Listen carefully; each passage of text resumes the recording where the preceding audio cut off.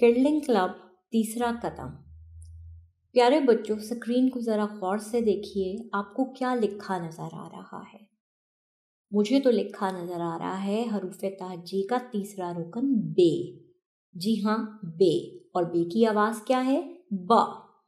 अब अगर इस बे के साथ हम अलिफ को मिला दें तो ये क्या बन गया? ये बन गया बा, और ये बा रुकन, बा। अब अगर इस रुकन के साथ मैं एक और रुकन मिला दूं, यानी बे अलिफ बा और बा, तो क्या बन जाएगा? बा बा। जी हाँ, बा बा। अब अगर इस बे अलिफ बा के साथ मैं मिला दूं जीम अलिफ जा को, तो क्या बनता है? बा जा, बा जा।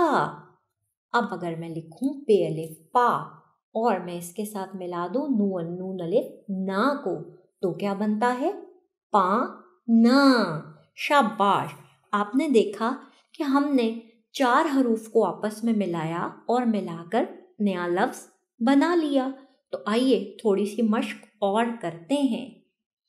ते अलिफ ता, रे अलिफ रा, तारा।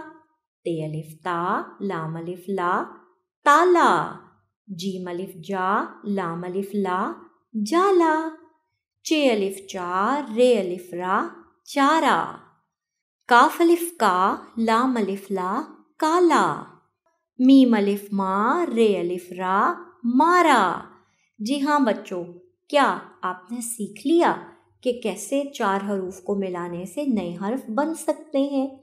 अब आप अपनी किताब को खोलिए और सबसे पहले 4 हरफी अल्फाज को पढ़ने की कोशिश कीजिए और फिर इन्हें लिखने की कोशिश कीजिए।